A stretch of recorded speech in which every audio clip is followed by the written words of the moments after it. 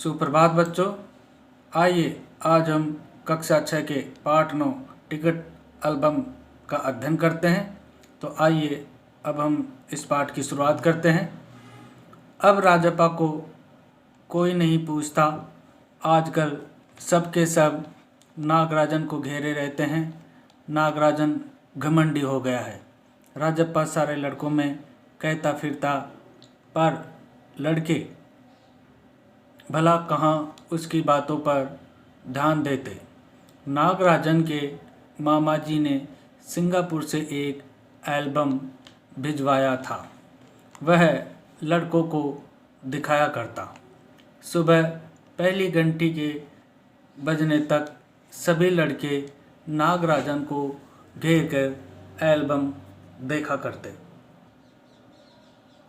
आधी छुट्टी के वक्त भी उसके आसपास लड़कों का जमघट लगा रहता।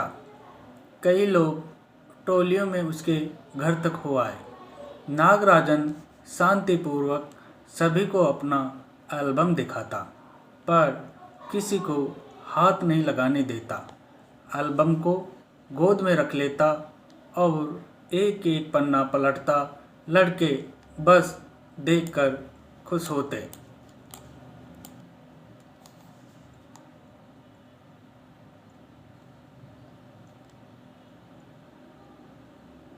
और तो और कक्षा की लड़कियां भी उस एल्बम को देखने के लिए उत्सुक थी। पार्वती लड़कियों की अगुआ बनी और एल्बम मांगने आई। लड़कियों में वही तेज तर्रार मानी जाती थी। नागराजन ने कवर चढ़ाकर एल्बम उसे दिया। शाम तक लड़कियां एल्बम देखती रही और फिर उसे वापस कर दिया। अब राजप्पा के एल्बम को कोई पूछने वाला नहीं था। वाकई उसकी शान अब घट गई थी। राजप्पा के एल्बम की लड़कों में काफ़ी तारीफ रही थी। मधुमक्खी की तरह उसने एक एक करके टिकट जमा किए थे। उसे तो बस एक ही धुन सवार थी। धुन का अर्थ है लगन, यानी वही काम किया करता था वो सारे दिन। सुबह 8 बजे वह घर से निकल पड़ता। टिकट जमा करने वाले सारे लड़कों के चक्कर लगाता। कौन लगाता था बच्चों? देखिए आगे। 2 ऑस्ट्रेलिया की टिकटों के बदले एक फिनलैंड का टिकट लेता। राजप्पा तरह तरह के टिकट लेने की कोशिश में चाहे किसी बच्चे को 2 ऑस्ट्रेलिया के टिकट देता और उसके बजाय एक फिनलैंड का टिकट ले लिया करता था। 2 पाकिस्तान के बदले एक रूस का। बस शाम जैसे ही घर लौटता, बस्ता कोने में पटक कर अम्मा से चबेना लेकर निक्कर की जेब में भर लेता।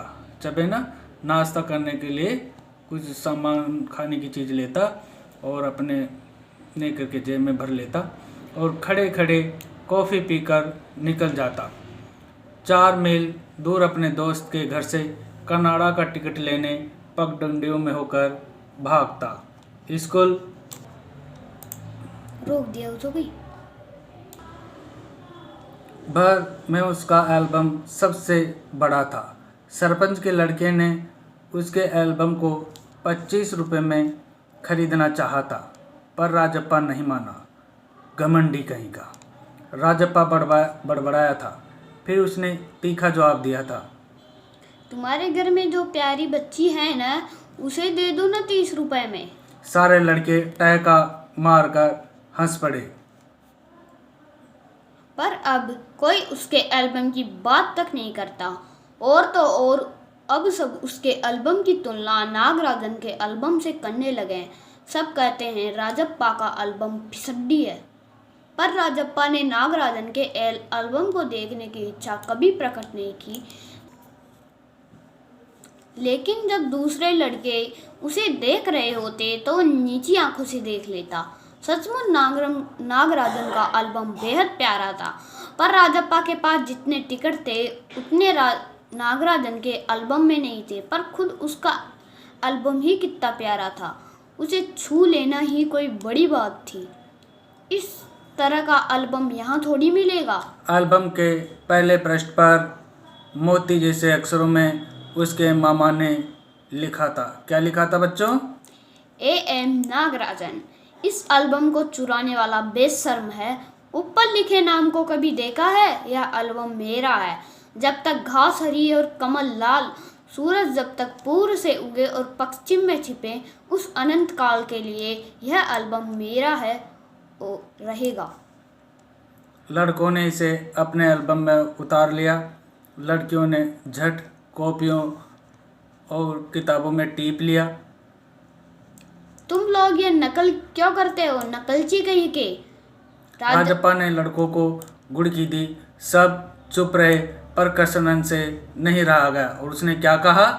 जा जा, जलता है ईर्ष्यालु कहीं का। मैं काहे को जलूं? जले तेरा खानदान। मेरा एल्बम उसके एल्बम से कहीं बड़ा है। राजप्पा ने शान बखारी।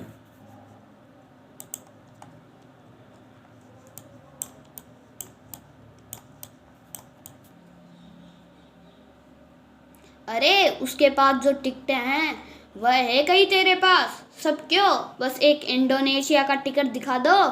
अरे पानी भरोगे? हाँ, कृष्णन ने छेड़ा। पर मेरे पास जो टिकट है वह कहाँ है उसके पास? राजप्पा ने फिर ललकारा। उसके पास जो टिकट है वही दिखा दो। कृष्णन भी कम नहीं था। ठीक है, 10 रुपए की शर्त, मेरे वाली टिकट दिखा दो। तुम्हारा एल्बम कूड़ा है, कृष्णन चीखा। हाँ हाँ कूड़ा, लड़के जैसे कोरस गाने लगे। कोरस गाने लगे, इसका मतलब सभी बच्चे एक साथ मिल करके कहने लगे, कूड़ा है, कूड़ा है, कूड़ा है। तो इस तरह के जो कोई कहते हैं, बात करते हैं, उसको बोलते हैं कोरस गाना। राजप्पा को लगा अपने एल्बम के बारे में बातें करना फालतू है। उसने कितनी मेहनत और लगन से टिकट बटोरे हैं अर्थात इकट्ठे किए हैं। सिंगापुर से आए इस एक पार्सन ने नागराजन को एक ही दिन में मशहूर कर दिया। पर दोनों में कितना अंतर है, दोनों के एल्बमों में कितना अंतर है बच्चों? ये लड़के क्या समझेंगे? राजप्पा मन ही मन कुढ़ रहा था, यानी दुखी हो रहा था। स्कूल जाना अब खलने लगा था। स्कूल जाना उसे अच्छा नहीं लगता था और लड़कों के सामने जाने में राजप्पा को शर्म महसूस होने लगी। आम तौर पर शनिवार और रविवार को टिकट की खोज में लगा रहता, परंतु अब घर घुसा हो गया था, अर्थात वह घर में ही रहने लगा। एक दिन में कई बार एल्बम को पलटता रहता, रात को लेट जाता। सहसा का अर्थ होता है अचानक। जाने क्या सोचकर उठता, ट्रंक खोलकर एल्बम निकालता और एक बार पूरा देख जाता। उसे एल्बम से चिढ़ होने लगी थी। उसे लगा एल्बम वाकई कूड़ा हो गया, यानी एल्बम में अब वो पहले वाली बात नहीं रही, ऐसा उसे महसूस होता। उस दिन शाम उसने जैसे तय कर लिया था, वह नागराजन के घर गया। अब कोई कितना अपमान सहे। नागराजन के हाथ अचानक एक एल्बम लगा। बस यही ना, वह क्या जाने टिकट कैसे जमा किए जाते हैं, कितनी मेहनत की जाती है, एक एक टिकट की क्या कीमत होती है।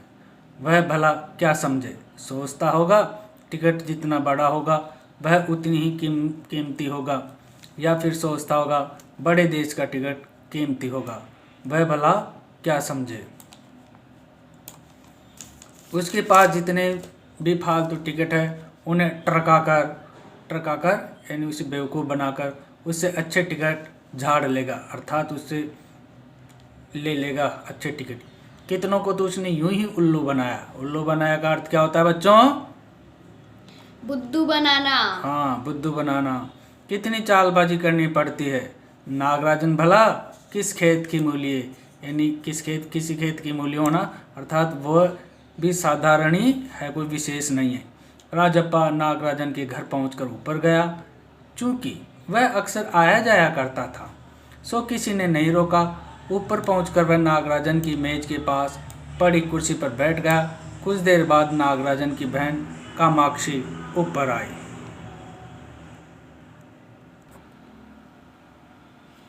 भैया शहर गया है। अरे हाँ, तुमने भैया का एल्बम देखा? उसने पूछा। राजबा को हाँ कहने में हेकड़ी हो रही थी। बहुत सुंदर एल्बम है ना। सुना है स्कूल भर में किसी के पास भी इतना बड़ा एल्बम नहीं है। तुमसे किसने कहा? भैया ने। वह कुड़ गया। बड़े से क्या मतलब हुआ? आकार में बड़ा हुआ तो एल्बम बड़ा हो गया। उसकी चिड़चिड़ाहट साफ थी। कामाक्षी कुछ देर तक वहीं रही, फिर नीचे चली गई। राजप्पा मेज पर बिखरी किताबों को टटोलने लगा। अचानक उसका हाथ दराज के ताले से टकरा गया। उसने ताले को खींचकर देखा, बंद था। क्यों न उसे खोलकर देख लिया जाए। मेज पर से उसने चाबी ढूंढ निकाली। सीढ़ियों के पास जाकर उसने एक बार झांक कर देखा, फिर जल्दी में दराज खोली। एल्बम ऊपर ही रखा हुआ था। पहला पृष्ठ खोला। उन वाक्यों को उसने दोबारा पढ़ा। उसका दिल तेजी से धड़कने लगा। एल्बम को झट कमीज के नीचे खोस लिया और जल्दी से उसने एल्बम को अपनी कमीज में छिपा लिया दराज बंद कर दिया। सीढ़ियाँ उतरकर घर की ओर भागा। घर जाकर सीधा पुस्तक की अलमारी के पास गया और पीछे की ओर एल्बम छिपा दिया। उसने बाहर आकर झाँका। पूरा शरीर जैसे जलने लगा था, गला सूख रहा था और चेहरा तमतमाने लगा था। अर्थात वो बिल्कुल टेंशन में, दबाव में, घबराहट में उसका चेहरा लाल हो गया था। रात 8 बजे अपू आया। हाथ पांव हिलाकर उसने पूरी बात का सुनाई। सुना तुमने? नागराजन का एल्बम खो गया। हम दोनों शहर गए हुए थे, लौट कर देखा तो एल्बम गायब। राजप्पा चुप रहा। उसने अप्पू को किसी तरह टाला। उसके जाते ही उसने झट कमरे का दरवाज़ा भिड़ा लिया और बंद कर दिया। अलमारी के पीछे से एल्बम निकाल कर देखा। उसे फिर छिपा दिया था कि कहीं कोई देख न ले। रात में खाना नहीं खाया। पेट जैसे भरा हुआ था। सारा घर चिंतित हो गया। उसका चेहरा भयानक हो गया था। बहुत डरावना हो गया था। रात उसने सोने की कोशिश की पर नींद नहीं आई। एल्बम सिराने तकिए के नीचे रखकर सो गया। सुबह अपू दोबारा आया। राजप्पा तब भी बिस्तर पर बैठा था। अपू सुबह नागराजन के घर होकर आया था। कल तुम उसके घर गए थे? अपू ने पूछा। राजप्पा की सांस जैसे ऊपर की ऊपर और नीचे की नीचे रह गई। फिर सिर हिला दिया। वह चाहे जिस तरह चाहे सोच ली। कामाक्षी ने कहा था हमारे जाने के बाद खाली तुम वहाँ आए थे। अपू बोला। राजप्पा को समझते देर नहीं लगी कि अब सब उस पर शक करने लगे हैं। कल रात से नागराजन लगातार रोए जा रहा है। उसके पापा शायद पुलिस को खबर दे। अपू ने फिर कहा। राजप्पा फिर भी चुप रहा। उसके पापा डीएससी के दफ्तर में ही तो काम करते हैं। बस वह पलक झपकाए और पुलिस की फौज हाजिर। अपू जैसे आग में घी डाल रहा था। ये तो भला हुआ कि अपू का भाई उसे ढूंढता हुआ आ गया और अपू चलता बना, यानी वहाँ से चला गया। राजप्पा के पापा दफ्तर चले गए थे। बाहर का किवाड़ बंद था। राजप्पा अभी तक बिस्तर पर बैठा हुआ था। आधा घंटा गुजर गया और वह उसी तरह बैठा रहा। तभी बाहर की सांकल खटकी। पुलिस! राजप्पा बुदबुदाया। राजप्पा को ऐसा लगा कि कौन आ गई है? पुलिस आ गई है। छोटे बच्चे होते हैं वो पुलिस से डरते हैं। वैसे राजप्पा भी पुलिस से के नाम से उसने सोचा कि अपू कह के गया तो शायद पुलिस आ सकती है। भीतर सांकल लगी थी। दरवाज़ा खटकने की आवाज़ तेज हो गई। राजप्पा ने तकिए के नीचे से एल्बम उठाया और ऊपर भागा। एल्बम को पीछे छुपा दे। नहीं, पुलिस ने तलाशी ली तो पकड़ा जाएगा। एल्बम को कमीज के नीचे छिपाकर वह नीचे आ गया। बाहर का दरवाज़ा अब भी बज रहा था। कौन है? अरे दरवाज़ा क्यों नहीं खोलता? अम्मा भीतर से चिल्लाई। थोड़ी देर हुई तो अम्मा खुद ही उठकर चली आएगी। इस तरह राजप्पा के मन में बातें आ रही है कि शायद पुलिस आ सकती है और वो घबराया हुआ है। देखिए और आगे क्या होता है। राजप्पा पिछवाड़े की ओर भागा। जल्दी से बाथरूम में घुसकर दरवाज़ा बंद कर लिया। अम्मा ने अंगीठी पर गर्म पानी की देगची चढ़ा रखी थी। उसी समय उसने एल्बम को अंगीठी में डाल दिया। अंगीठी जल रही थी तो एल्बम भी क्या होने लगा? जलने लगा। हाँ, एल्बम जलने लगा। कितने प्यारे टिकट थे। राजप्पा की आंखों में आंसू आ गए। तभी अम्मा की आवाज़ आई। जल्दी से आ तो नहा कर, नागराजन तुझे ढूंढता हुआ आया है। राजप्पा ने निकर उतार दी और गीला तौलिया लपेट कर आ गया। कपड़े बदल कर वह ऊपर गया। नागराजन कुर्सी पर बैठा हुआ था। उसे देखते ही बोला, मेरा एल्बम खो गया है यार। उसका चेहरा उतरा हुआ था। काफ़ी रोकर आया था शायद। कहाँ रखा था तुमने? राजप्पा ने पूछा। शायद दराज में, शहर से लौटा तो गायब। नागराजन की आंखों में आंसू आ गए। राजप्पा नागराजन कहते कहते कहते उसकी आंखों में आंसू आ गए। राजप्पा से चेहरा बचाकर उसने आंखें पोंछ ली। रो मत यार, राजप्पा ने उसे पुचकारा। वह फपक फपक कर रो दिया। राजप्पा झट नीचे उतर कर गया। 1 मिनट में वह ऊपर नागराजन के सामने था। उसके हाथ में उसका अपना स्वयं का एल्बम था जो वह नीचे से लाया था। लो, यह रहा मेरा एल्बम। अब इसे तुम रख लो। इसलिए क्यों देख रहे हो? मजाक नहीं कर रहा, सच कहता हूँ। इसे अब तुम रख लो। बहला रहे हो यार? नागराजन को जैसे यकीन नहीं हुआ। नहीं यार, सचमुच तुमको दे रहा हूँ, रख लो। राजप्पा भला अपना एल्बम उसे दे दे। कैसा चमत्कार हो गया। नागराजन को अब भी यकीन नहीं आ रहा था, पर राजप्पा अपनी बात बार बार दोहराया था कि इस एल्बम को तुम ही रख लो, अब एल्बम को तुम ही रख लो। उसका गला भर आया था। राजप्पा का गला भर आया था क्योंकि उसे देखा नहीं जा रहा था कि मेरी वजह से इसका एल्बम जल गया और ये बेचारा बहुत दुखी हो रहा है। तो आगे क्या बातचीत होती है बच्चों, ध्यान से सुनिए। ठीक है, मैं इसे रख लेता हूँ, पर तुम क्या करोगे? मुझे नहीं चाहिए। क्या तुम्हें एक भी टिकट नहीं चाहिए? नहीं। पर तुम कैसे रहोगे बगैर किसी टिकट के? रोता क्यों है यार? ले, इस एल्बम को तू ही रख ले। इतनी मेहनत की है तूने। नागराजन बोला। नहीं, तुम रख लो। लेकर चले जाओ, जाओ, चले जाओ यहाँ से। वह चीखा और फूट फूट कर रो दिया। कौन रो दिया? राजप्पा। राजप्पा। क्योंकि उसे अपना एल्बम जो अब वो नागराजन को दे रहा था, कितनी मेहनत से उसने इस एल्बम के टिकट इकट्ठा किए थे, उसका भी दुख था। लेकिन वह अपने दोस्त को दुखी नहीं देख सकता था, जिसकी वजह से उसका एल्बम जला था। नागराजन की समझ में कुछ नहीं आया। वह एल्बम नीचे लेकर नीचे उतर गया। उसे यह समझ में नहीं आ रहा था कि राजप्पा इतना बदल कैसे गया। वह अपना एल्बम कैसे दे सकता है उसे। कमीज से आंखें पोंछता हुआ राजप्पा भी नीचे उतर आया। दोनों साथ साथ दरवाजे तक आए। बहुत बहुत धन्यवाद, मैं घर चलूं? नागराजन सीढ़ियाँ उतरने लगा। सुनो राजू, राजप्पा ने पुकारा। नागराजन ने उसे पलट कर देखा। एल्बम दे दो, आज रात जी भर कर इसे देखना चाहता हूँ। कल सुबह तुम्हें दे जाऊंगा। ठीक है।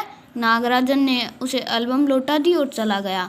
राजप्पा ऊपर आया। उसने दरवाजा बंद कर लिया और एल्बम को छाती से लगाकर फूट फूट कर रो दिया। क्यों रो दिया? क्योंकि